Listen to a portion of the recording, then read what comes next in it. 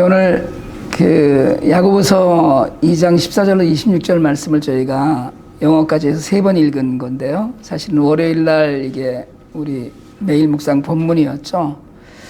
묵상을 하는 가장 그 조건은 뭐냐면 사실은 본문을 여러 번 읽는 겁니다. 그래서 본문을 여러 번 읽으시면 굉장히 그 마음에 쌓이는 것이 있고 이해가 되는 소식도 있거든요. 그래서 그런 훈련을 좀 하시면 참 좋겠다 이런 생각이 계속 듭니다. 오늘 그 본문 말씀을 가지고 쓸모없는 믿음이라는 제목으로 하나님 말씀을 증거하려고 합니다.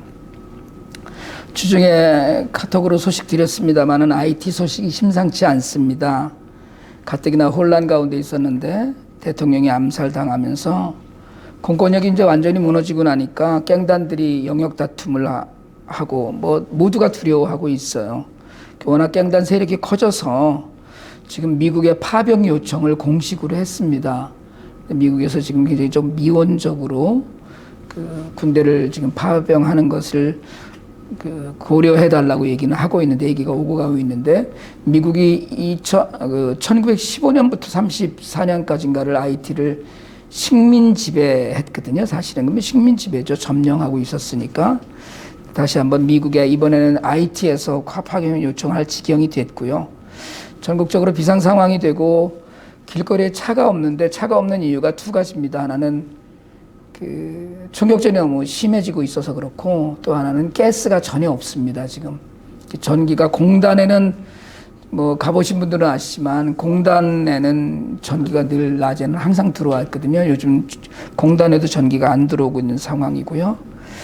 그래서 현재 지금 임시 총리를 맡고 있는 분이 사실은 전임 총리였었는데 대통령에 의해서 본인이 사임하고 해고되는 그런 상황에 있고, 새로운 총리가 아직 말만 있었지 임명이 못 되고 있었던 상황이었는데 어영부영 그냥 나라를 계속 다스리게 됐어요.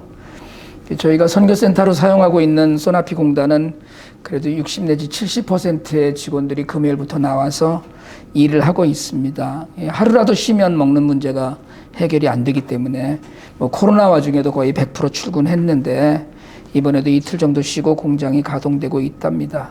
근데 말씀드렸듯이 석유가 공급이 전혀 안 돼서 발전기를, 디젤을 통해서 발전기를 계속 돌려서 공장을 가동하는데 언제 멈출지 모르는 형편이고요.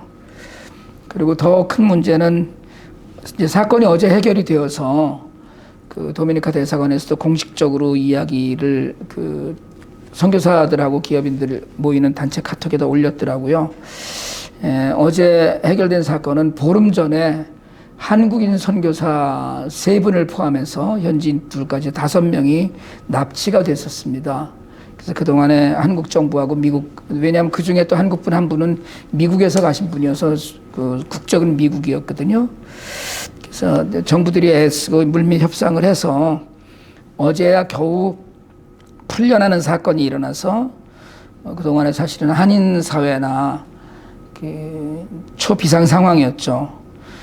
그래서 그 사건으로 현지 선교사 사회하고 한국인 기업인들이 굉장히 위축이 많이 됐고요. 왜냐하면 그 납치되었던 선교사님들 전화나 이런 것들이 압수되면서 거기에 있는 인포메이션을 갖고 한국인들한테, 한국 선교사들한테 계속 연락을 하고 그러는 환경이어서 도미니카 대사관에서는 혹시 SNS를 하시는 선교사님들은 좀 다른 것들도 프로필 사진이나 이런 것들도 좀 바꿔라 이렇게 이야기를 해서 안전을 전혀 장담할 수 없는 그런 상황이고요. 특별히 뉴스 혹시 보셨겠습니다마는 대통령을 암살한 사람들이 전부 다 외국인이다 이렇게 알려져 있어서 외국인에 대한 안전이 지금 계속해서 장담할 수 없는 그런 형편에 오고 있습니다. 고아원은 점점 더 어려워지고 있죠. 나가 다닐 수가 없으니까 식량을 저희가 매달 공급하는데 받으러 와야 되는데 아무래도 더 어려워질 거고요. 그리고 오늘부터는 비행기가 취항을 했습니다마는 정상적으로 되기까지는 어떻게 될지 아무도 모르는 그런 상황인데, 저희는 또 저희대로 아이들 이제 9월 개학 준비를 또 해줘야 되는데 마음은 바쁜데 일들이 너무 지금 엉켜가고 있습니다. 우리는 그 헬핑핸드하고 교회가 함께 2015년에 처음으로 IT에서 교육 사역을 시작을 했어요. 물론 이제 2008년부터 제가 IT를 다니기 시작하면서 남자 고아원에 이렇게 장학금 같은 것들을 계속 지급은 했었지만 그 그냥 템포러리로 저희가 도왔던 것이고 그 이후에는 저희가 먹는 일에만 집중을 했죠. 근데 2015년에 버니스와 매진이라는 아이들, 정말 우리가 그 천사 같은 아이들이라고 얘기했던 그 아이들을 둘을 만나서 이제 산꼭대기에서 만났는데 산꼭대기 고아원에 갔더니 처음 보는 아이들인데 뭐 학교를 못 가고 있는 거예요.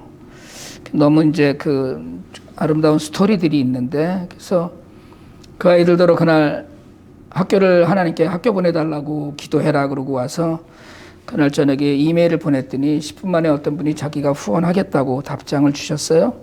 그래서 그 아이들 둘을 포함해서 4명의 아이들을 학교에 보내기 시작을 했습니다. 그래서 이제 6월 달에 아이들 만나고 7월 달에 저희가 그 고아원 이사시키고 그게 이제 삼성고아원인데 8월 달에 저희가 이제 가서 직접 그 스티브가 가서 아이들을 그 학교에 등록을 시키고 또 뭐 교복이랑 교과서랑 다 사주고 준비를 했어요.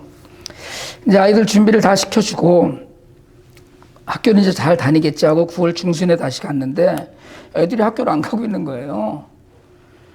저희가 직접 가서 다 등록을 했는데 왜 학교를 안 보냈냐 그랬더니 교복 색깔에 맞춘 양말 그리고 이제 여자애들은 머리띠하고 머리 방울이 색깔이랑 맞아야 되고 구두가 없어서 학교를 못 갔다는 거예요.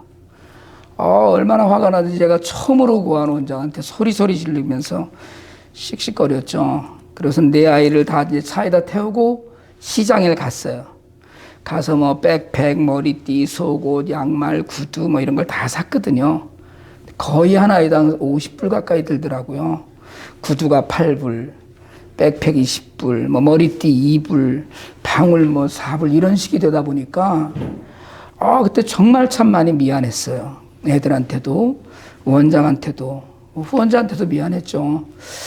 사실은 고아원 아이 하나 학교 보낸다고 50불이라는 건 꿈에도 꾸기 어려운 돈이거든요. 그 뭐 지금도 그렇지만 그 당시에도 한 달 월급 100불인데 일하는 사람들은.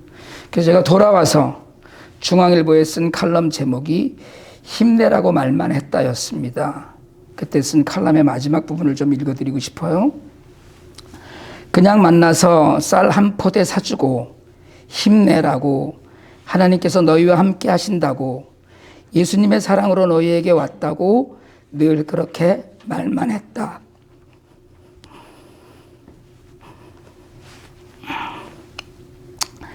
힘내라고 말은 했지만 힘이 되어 함께 아이들 자리에 서 있어 주지 못했다. 예수님은 우리에게 말로만 힘을 내라고 하지 않으셨다. 하늘 보좌를 버리고 이 땅에 우리와 같은 모습으로 오셔서 우리와 같이 되셨다. 그것이 하나님의 사랑이시다. 사랑은 행동인 것이다. 그래서 사랑은 명사가 아니고 동사라고 한다. 힘내라고 말하는 것이 아니라 힘이 되어주는 것이 사랑인데 그동안 헛사랑의 구호만 외친 것은 아닌지. 마음이 무겁다. 사랑은 어렵다. 돕는 일은 참 어렵다. 제대로 도우려면 내가 그 자리에 함께 있어 봐야 한다. 힘내라고 말하지 않고 힘이 되어 주어야 한다. 그게 사랑인데 아직도 사랑을 제대로 하지 못하고 있다. 예수님 닮는 일이 말처럼 쉽지 않다. 이렇게 썼습니다. 말로 하는 사랑도 사실은 쉽지 않지요. 사랑한다는 말 하는 것도. 그렇지만 사랑은 말로 하는 게 아니거든요. 기독교를 이야기할 때 사랑이 빠지지 않아요. 사랑은 기독교의 모든 것이라고 해도 과언이 아닙니다. 사도 요한은 요한일서 4장 8절에서 하나님은 사랑이시라고 해서 하나님의 정체성을 분명히 했고요. 더불어서 하나님을 따르는 백성들의 삶의 본질이 사랑인 것을 가르쳤습니다. 근데 사랑은 여러분 상대가 있는 거거든요. 혼자서 자기 자신을 사랑하는 것 말고 기독교적 가치관 속의 사랑은 이타적인 사랑, 나 아닌 상대가 있어서 그 상대를 사랑하는 것입니다. 그리고 그 상대는 내가 돌보고 내가 아껴줘야 하는 연약한 이웃을 이야기합니다. 오늘 우리가 읽은 본문은 야고보서의 주제이기도 합니다. 행함으로 증명되는 믿음이죠. 지난 월요일날 묵상 본문이기도 하고요. 야고보 사도는 분명하게 그리고 강한 어조로 행동하지 않은 믿음은 아무 쓸모없는 죽은 믿음이라고 이야기합니다. 영혼이 없는 몸이나 행동이 없는 믿음은 다 죽은 것이라고 확실하게 진단을 해요. 근데 우리 믿음은요, 하나님이 한 분이시고 예수 그리스도가 나를 구원하신 구세주임을 믿는 것입니다. 그게 믿음이 다예요. 예수님께서 내 죄를 대신해서 십자가에 달리신 사건을 믿고 부활을 믿는 것입니다. 그리고 주님이 이 땅에 다시 오시고 주님의 재림을 믿는 것이죠. 그래서 구원받은 하나님의 백성이 이 땅에서도 하늘나라를 누리고 죽어서도 영원히 사는 것을 믿는 것입니다. 그게 믿음이거든요. 그래서 믿기만 하면 되는 것이 아닐까 이렇게 생각하거든요. 그런데 그렇게 믿기만 하는 것이 아니라는 거예요. 그러면 우리가 구원을 받는데 무슨 조건이 있는 것이냐? 그건 또 아니죠. 여러분, 구원받는 건 조건 없이 구원받는 거거든요. 뭐 내가 잘해서, 내가 뭐 인물이 괜찮아서, 내가 무슨 헌금을 많이 해서 그래서 구원받는 게 아니잖아요. 그냥 받는 거예요. 구원에는 조건이 없습니다. 그런데 야고보서 14절에서 야고보는 묻습니다. 믿음이 있다고 하면서 행함이 없다면 그런 믿음을 내가 갖고 있는데, 하나님을 믿고 예수 그리스도를 믿는데 내가 아무것도 안 하고 가만히 있으면 그게 구원을 할 수 있겠느냐는 거예요. 이 말이 좀 이상하지 않나요? 믿음으로 구원받았는데, 가만히 있었다고 믿음이 분명히 있는데, 그 질문으로 중요성을 강조하는 거거든요. 지금 구원할 수 있겠느냐 이런 얘기는. 그러니까 이게 무슨 말이 굉장히 이 말 때문에 로마서하고 대치된다 막 이렇게 주장하는 분들도 있어요. 그러면서 더군다나 이제 구체적으로 이야기를 합니다. 15절 16절에서 한 얘기는 뭡니까? 형제자매가 헐벗고 양식도 없는데 필요한 건 아무것도 주지 않으면서 말로만 아주 친절하게 나이스하게 잘 가서 그냥 좀 따뜻하게 지내고 밥 좀 잘 먹고 지내. 이게 무슨 소용이 있냐는 거예요. 이게 믿음이 아니에요. 믿음 가진 사람은 그렇게 하면 안 된다는 얘기거든요. 우리 흔히 그렇게 얘기하잖아요. 기도합니다. 기도하겠습니다. 그래, 기도해야 됩니다. 여러분, 누군가의 궁핍을 위해서, 누군가의 필요를 위해서, 누군가의 슬픔과 아픔을 위해서, 도움이 필요한 누군가를 위해서 우리는 정말 기도해야 돼요. 그게 그리스도인의 도리입니다. 그러나 기도만 하는 것은 기도하는 내게 아무런 일도 일어나지 않는 거예요. 기도에 더불어서 실제적인 도움을 줘야 된다는 거예요. 여러분, 혹시 그런 경험 해보셨습니까? 가난한 이웃을 위해서 기도하면 하나님의 음성이 들려요. 하나님은 그런 기도에는 응답을 빨리 하십니다. 뭐라고 하시는지 아세요? 하나님 아무개를 도와주십시오. 좀 재정적인 어려움도 도와주시고 배부르게 해주세요라고 기도하면 하나님이 금방 응답을 주셔요. 내가 죽어라. 여러분, 이렇게 하나님의 음성을 듣는 게 정답이에요. 다른 어떤 응답도 거짓입니다. 전 분명히 그렇게 믿어요. 내가 누군가의 필요를 위해서 간절히 기도하고 있는데 하나님이 내가 좀 해라라는 응답을 주시지 않으면 그 기도는 간절한 기도 아니었던 거예요. 야고보서 4장 17절 말합니다. 사람이 해야 할 선한 일이 무엇인지 알면서도 하지 않으면 그것은 그에게 죄가 됩니다. 아무런 도움도 주지 않은 것은 그냥 모른 척하고 지나가는 것이 아니라 기도만 하고 있었던 것은 죄라고 분명하게 얘기해요. 죄예요. 해야 되는 걸 알면서. 그래서 오늘 야고보는 오늘 본문 17절에서 행함이 따르지 않으면 죽은 것이라고, 그 믿음은 기능을 제대로 하지 못하는 믿음, 죽은 믿음이라고 강조해요. 그러니까 그런 믿음으로, 행함이 없는 그런 믿음을 갖고 있다는 것만으로 구원을 받겠느냐는 거죠. 여러분, 우리는 예수님을 구주로 고백하고 그분이 나를 대신해서 십자가를 지신 분임을 믿습니다. 그래서 로마서 10장 10절은 분명히 우리의 구원을 선포해요. 사람은 마음으로 믿어서 의에 이르고 입으로 고백해서 구원에 이르게 됩니다 라고 해요. 맞아요. 마음으로 믿고 고백하면 다 끝난 거잖아요. 다 구원받았잖아요. 믿고 고백했으니까 천국 가면 되는 거 아닙니까? 여기서 그냥 잘 살죠 뭐. 그런데 야고보 사도는 거기에 행함을 더했어요.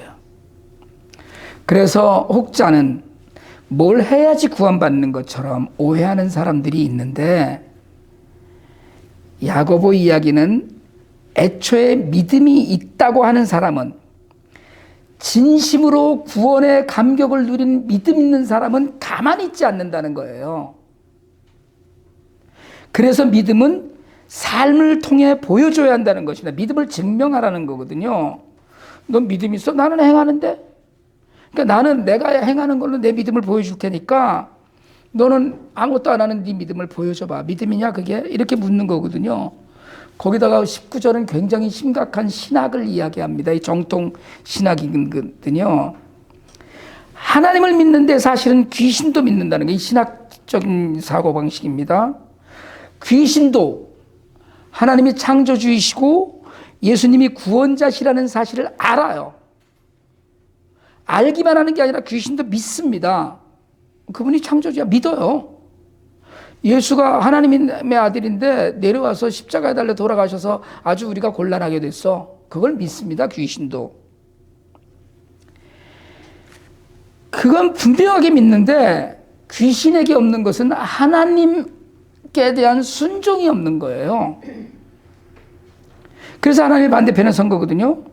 그러니까 믿음이 있다고 말하는데 행함이 없으면 귀신과 뭐가 다릅니까? 믿기는 하는데 아무것도 안 하고 열중샷 하고 있는데, 그런 믿음을 성경이 오늘 개역개정에서는 헛것이라고, 오늘 새번역에서는 쓸모없다고, 또 공동번역에서는 아무 소용이 없다고 그렇게 번역했어요. 이 쓸모없다는 이야기가 원래의 뜻이 바르게 작동하지 않는다는 거예요. 무슨 얘기냐?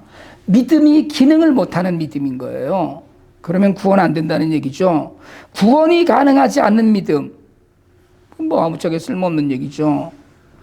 아브라함 이야기합니다. 창세기 15장 6절에서 아브라함이 하나님을 믿으니 하나님께서는 그런 그의 믿음을 의로 여기셨다라고 했어요. 그 믿음으로 창세기 22장에서 이삭을 바치는 행동으로 증명합니다. 믿음을. 하나님이 인정하신 믿음이에요. 24절에서 야고보 사도가 이야기한 단어가 하나 있죠. 믿음으로만 되는 게 아니라는 거예요. Not by faith alone. 믿음으로만 되는 게 아니라는 거예요. 믿음으로만 의롭게 되는 것이 아니라 행함이 증명되어야 된다는 거예요. 심지어 여리고성의 라합도 이야기합니다. 그는 소문을 듣고 이스라엘의 여호와가 광야에서 행하셨던 모든 소문을 듣고 그분이 한 분 하나님이심을 믿었어요. 창녀였어요. 그러나 그는 그 믿음으로, 하나님을 믿는 믿음으로 정탐꾼들을 숨겨주고 살아서 돌아가게 해주셔서 결국 예수님의 족보에 이름을 올립니다. 어느 주일학교 어린이 예배 시간에 선생님이 물었거든요. 여러분은 어떻게 하면 지옥에 가요? 여러분은 어떻게 하면 지옥에 가실 것 같아요? 어떻게 하면 지옥에 가실까요? 안 가봐서 잘 모르시겠죠? 아이가 대답했어요. 가만히 있으면 지옥에 가요. 이게 정답입니다. 밭에 씨를 뿌려놓고 아무것도 하지 않고 가만히 있으면 밭 망가집니다. 잡초만 무성해지고 벌레 먹어 썩기 십상이에요. 믿음은 구체적으로 그리고 현실적으로 우리의 삶을 희생하라고 요구합니다. 번드르르하게 말로만 하는 믿음은 아무 쓸모없는 믿음이에요. 그 믿음은 증명되지 않아서 죄송하지만 구원받지 못한 믿음일 뿐입니다. 자기만 믿는 믿음이에요. 행함이 있는 참된 믿음은, 여러분, 진정한 신앙은 포기하는 것에서 시작해요. 하나님을 예배하기 위해서 자기 시간을 포기하고 다른 이들을 돕기 위해서 자기 권리를 포기하고 자기 물질을 포기하고 그 모든 것으로 하나님을 섬기고 이웃을 섬길 때 그 믿음이 증명됩니다. 그때 하나님이 의로 여기실 거예요. 여러분, 교회는 여러분이 드린 11조와 헌금으로 이웃을 섬깁니다. 그런데 여러분이 헌금을 하셨다고 끝난 게 아니라는 거예요. 여러분의 삶의 어느 부분인가를 포기해서 여러분의 믿음을 증명해야 돼요. 증명되지 않은 믿음은 쓸모없는 믿음입니다. 여러분, 쓸모없는 믿음은 구원에 이르는 믿음이 아니에요. 죄송하지만 여러분, 쓸모없는 믿음을 가졌다면 이 시간도 돈도 다 헛된 것이 되고 말 거예요. 마지막 날 후회하는 건데요. 아무런 능력이 없어. 마지막 날 땅을 치며 슬피 울게 되는 믿음을 갖고 있는지 우리가 한번 나의 믿음 생활을 돌아봐야 돼요. 자신을 진정으로 구원하지 못하면 쓸모없는 믿음입니다. 속지 마세요. 여러분, 사탄이 우리에게 칭찬합니다. 제가 몇 번 그런 말씀 드렸죠. 주일 예배를 드리고 주차장에 나가면 사탄이 박수 쳐줘요. 너 예배 드리고 왔냐? 근데 난 너 때문엔 걱정 안 해. 사탄이 그러거든요. 사탄은 우리에게 넌 믿음이 참 좋아. 칭찬해요. 그만하면 충분하다고 귓속말로 이야기합니다. 아니, 만인이 다 듣게 사탄이 칭찬해요. 아우, 그 양반 진짜 믿음 좋아. 훌륭한 믿음을 갖고 있는 사람이야. 우리에게도 만인에게도 그렇게 얘기합니다. 훌륭한 교회라고, 정말 좋은 성도라고 사탄이 우리를 칭찬해서 우리도 자칫 그렇게 알 수 있어요. 그렇지만 여러분, 우리의 믿음이 쓸모있는 믿음이 되려면 삶으로 증명되어야지 말로 인정되어서는 안 됩니다. 여러분, 오늘부터 믿음을 증명하는 일이 무엇인지를 심각하게 고민하실 수 있길 바랍니다. 무엇으로 믿음을 증명할지를 고민하세요. 난 뭘로 믿음을 증명할 수 있을까? 그러나 여러분, 고민이 고민으로 끝나면 안 됩니다. 고민하고 행동하시기 바랍니다. 사실은 제가 이런저런 말씀 안 드려도 여러분이 다 잘 아셔요. 뭘 해야 되는지. 그런데 안 해요. 왜? 이만하면 됐다는 믿음이 우리 안에 있기 때문이에요. 그걸 벗어나서 여러분, 사람들이, 특별히 하나님께서 여러분의 믿음을 참 신앙으로, 참된 믿음으로 증명하는 그런 놀라운 은혜가 있으시길 주님의 이름으로 축복합니다. 기도드리겠습니다. 하나님 아버지, 우리 믿음이 우리를 구원하기 원합니다. 우리가 믿음으로 구원받은 것이 확실하다는 것을 말씀을 순종하면서 증명할 수 있기를 간절히 원합니다. 헐벗고 굶주리는 형제를 말로만 돕지 않게 하시고 우리의 가진 것을 더러 돕는 행하는 믿음이 있게 하여 주시옵소서. 주님 앞에 서는 날 그 믿음으로 참 잘했노라 칭찬받는 우리 모두가 될 수 있도록 우리를 인도하여 주옵소서. 예수님 이름으로 기도드립니다. 아멘.